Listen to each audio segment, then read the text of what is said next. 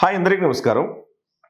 ఈ మధ్య కాలంలో మనము టీవీల్లో తరచూ కుటుంబ తగాదాలని పరిష్కరించేందుకు టీవీ స్టూడియోలో వేదిక అవుతున్న అంశాన్ని మనం తరచూ చూస్తున్నాం.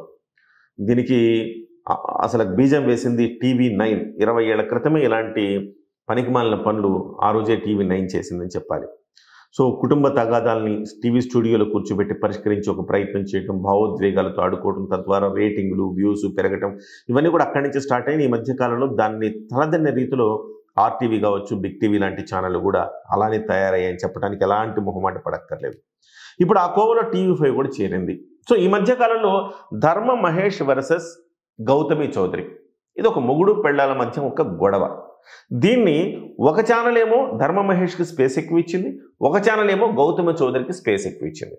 చివరికి టీవీ5లో గౌతమి చౌదరి అనే ఒక అమ్మాయిని తీసుకెళ్లి మాదాపూర్ పోలీస్ స్టేషన్లో స్వయంగా టీవీ5 మూర్తి గారి కేసు పెట్టించే స్థాయికి వచ్చిందంటే మీడియా జోక్యం ఏ స్థాయిలో ఉందో మనం అర్థం చేసుకోవచ్చు.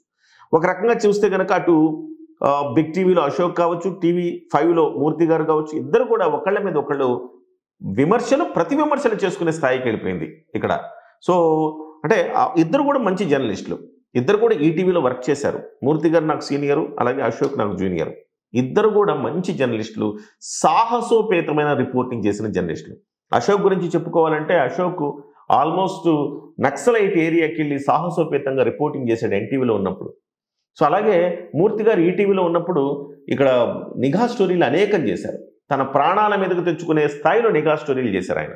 ఒక మంచి జర్నలిస్టులు. వాళ్ళిద్దరికి కూడా డబ్బు పట్ల వ్యామోహం లేదు, ఏదో పని పని పని పని పని. ఇదే నేను చూసిన మిత్రులు వీళ్ళిద్దరి గురించి చెప్పాలంటే పని పని పని పని పని రాక్షసులుగా మారి పనిచేసేవాళ్ళు, నిబద్ధత, కసి, తపనతో పనిచేసేవాళ్ళు.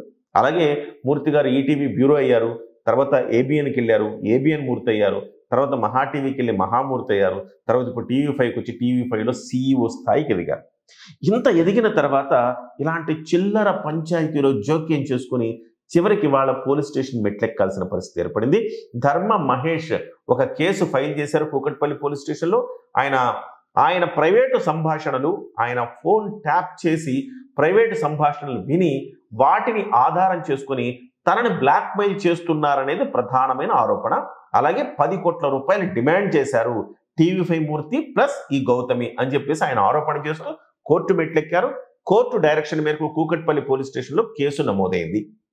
సో ఇది అంటే టీవీ5 మూర్తి వాళ్ళ A2గా ఉన్నారు. ఇందులో A1గా గౌతమి చౌదరి ఉంటే A2గా టీవీ5 మూర్తి గారు ఉన్నారు. వాస్తవానికి టీవీ5 మూర్తి గారు దీంట్లో టూ మచ్గా ఇన్వాల్వ్ అయినట్టుగా కనపడతా ఉంది. ఇది స్వయంకృతాపరాధమే అని చెప్పాలి.